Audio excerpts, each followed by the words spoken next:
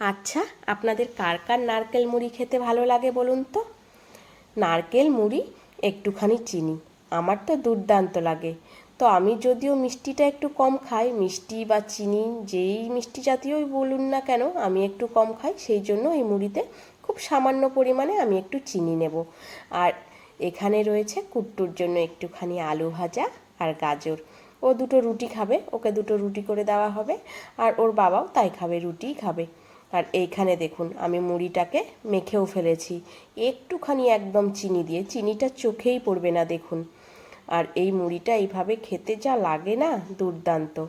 আর এই দিকে দেখুন আপনাদের বাইরে নিয়ে চলে এসেছি, দেখুন আজ কয়েকদিনের বৃষ্টিতে মনে হয় যেন চারিদিকে পচিয়ে ফেলেছে এই রকম।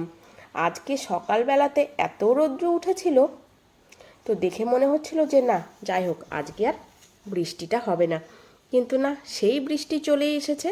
ওই যে দেখুন আমাদের পাশের বাড়ির ছাদে জামা কাপড় মেলেছে, সকালবেলার রোদটা দেখেই কিন্তু সেই জামা কাপড়গুলো মেলেছে।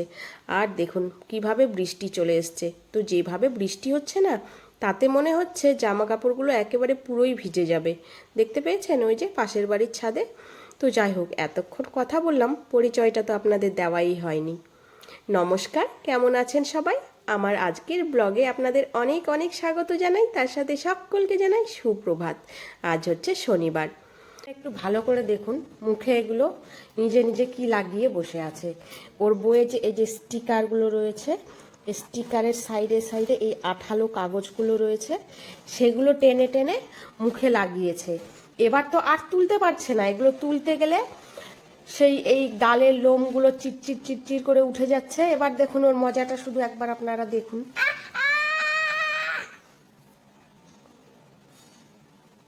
বাকিগুলো বাকিগুলো তো চুল উঠে গেছে, উঠবেই উঠবেই। বাকিগুলো তোল এবার, ফাস্ট ফাস্ট।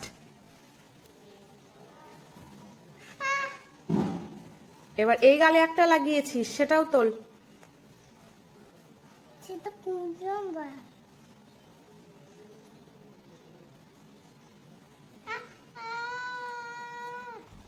আর লাগাবি কখনো?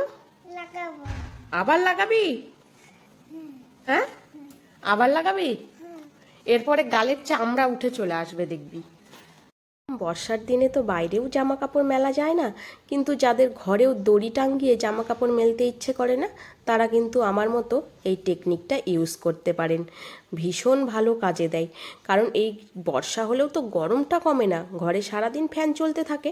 তো এই ফ্যান চলার কারণে জামা কাপড়গুলো একেবারে শুকিয়ে যায়, খুব ভালোভাবে শুকিয়ে যায়। এটা একটা নিনজা টেকনিক বলতে পারেন।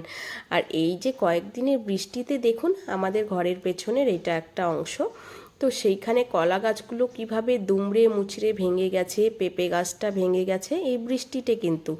আর এরপরে না আমি ঘরে এসেছিলাম একটু, ওই আমাদের ঘরের পেছন দিকের অংশটা থেকে, মানে ঘরের জানালা দিয়ে দেখছিলাম, সেখান থেকে একটু ঘরে এসেছি।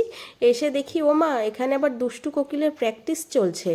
আর এই দিকে দেখি তাকিয়ে ঘরের মেঝেতে বক্সের নিচে একটা আরশোলা আটকানো। আমি বলছি এই আরশোলাটা আটকানো কেন? তখন কুহু বলে কি, মা আমি আরশোলাটা দেখে ভীষণ ভয় পাচ্ছিলাম, চিৎকার করছিলাম, সেই জন্য দাদা ভাই ওই বক্সটা দিয়ে আরশোলাটাকে ঢেকে দিয়েছে। তো আমি দেখে বলি যে বাহ, তোর দাদা ভাইয়ের বুদ্ধিও ভালো। আর ইতিমধ্যে আমাদের রান্নাটাও হয়ে গেছে। রান্না আমি কিছুই করিনি, যে কারণে রান্নাগুলো আপনাদের সাথে আজকে শেয়ারও করিনি রান্নার করার টাইমটাতে। আজকে রান্না সমস্তই মাসি করেছে। ভাত হয়েছে, ফুলকপি আলুর রসা, ছানার ডালনা, তারপরে আলু গাজর ভাজা, এখানে রয়েছে চাটনি, তারপরে এদিকে রয়েছে হচ্ছে ডাল, ঢ্যাঁড়স দেওয়া ডাল। এখানে আমি খেতেও বসে পড়েছি। আর আমার আগে কুকুর খাওয়া হয়ে গেছে, আর কুট্টুরও খাওয়া হয়ে গেছে। তো এই টাইমে আমাকে ভিডিওটা কুট্টুই করে দিচ্ছে। তো আমার খেতে খেতে আজকে একটু দেরিই হয়ে গেছে, প্রায় এখন 3টে পার হয়ে গেছে। কারণ এই কুহুকে খাইয়ে দাইয়ে তারপরে আমি খেতে বসেছি, আর কুট্টুর আগেই খাওয়া হয়ে গেছে। তো আমার এই কারণে খেতে আজকে দেরি হয়ে গেছে। তো খেয়ে দেয়ে একটু বাইরে এসেছি, দাঁড়িয়েছি বাইরে, তো দেখি ও মা, মেঘ করে সেই সকালবেলাতে যেমন বৃষ্টি হচ্ছিল, আবার বৃষ্টি শুরু হয়েছে। আর এত মেঘ ডাকছে, খুব মেঘ ডাকছে। দেখেছেন চারিদিকে টিপ টিপ টিপ টিপ করে বৃষ্টি কিন্তু শুরু হয়ে গেছে। তো মনে হচ্ছে এই বৃষ্টি আর থামবে না, এ যদি এখন শুরু হয় মনে হয় যেন পুরো রাত কাটিয়ে দেবে এই রকম। তবে চলুন আজকের মতো ব্লগটা এখানেই শেষ করছি। সবাই ভালো থাকবেন, সুস্থ থাকবেন। আমার ব্লগগুলো যদি আপনাদের ভালো লেগে থাকে